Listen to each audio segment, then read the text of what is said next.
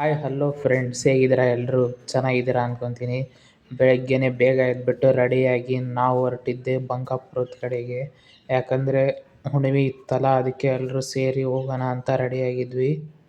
ಹಂಗೆ ಬೇಗ ಬೇಗ ರೆಡಿಯಾಗಿಬಿಟ್ಟು ಕ್ಯಾನ್ನ ಕಾರಲ್ಲಿಟ್ಟು ಮತ್ತು ಟಿಫನ್ ಬ್ಯಾಗ್ನ ಇಟ್ಟು ಎಲ್ಲ ರೆಡಿ ಮಾಡಿದ್ವಿ. ನಾನೆಲ್ಲ ಐಟಮ್ ತಂದಿಟ್ಟೆ. ಸೊ ಎಲ್ರಿಗೂ ಕರೆಯೋಣ ಅಂತ ಹೋಗಿದ್ದೀನಿ ನೋಡ್ರಿ. ಶುರು ಆಯಿತು journey. So guys, next stop to Bankapura.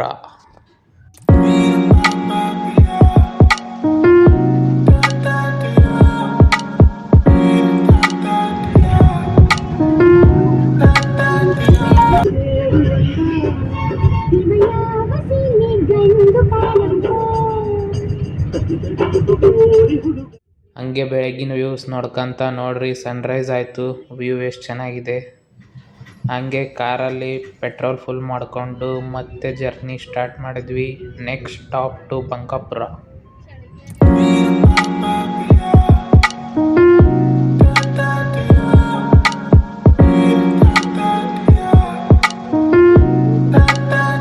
So guys ನೋಡ್ರಿ, ಇದೇ ಬಂಕಾಪುರ.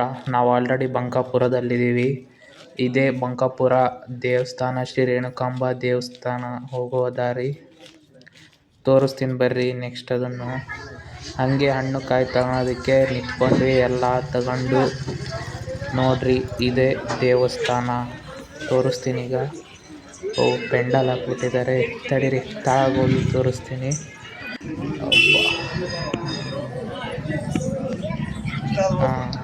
ಈಗ ಕಾಣಿಸ್ತಿದೆ ನೋಡ್ರಿ ದೇವಸ್ಥಾನ. ಇದೆ ಶ್ರೀ ರೇಣುಕಾಂಬ ಯಲ್ಲಮ್ಮ ದೇವಿ.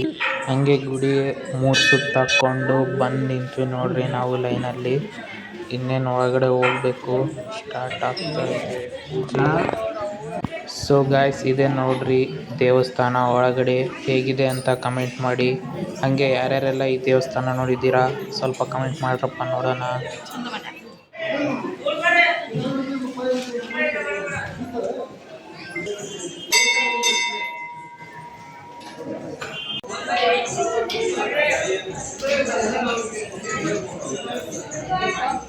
ಸೊ ಎಲ್ಲ ದರ್ಶನ ನೀಟಾಗಿ ಮುಗಿಸ್ಕೊಂಡು ನೋಡ್ರಿ, ಇದೇ ಅಡ್ವಾಂಟೇಜು. ಬೆಳಗ್ಗೆ ಬೇಗ ಬಂದರೆ ನೀಟಾಗಿ ದರ್ಶನ ಆಗುತ್ತೆ. ನಾವೀಗ ಮತ್ತೆ ದಾವಣಗೆರೆ ಕಡೆಗೆ ಹೊರಟ್ವಿ.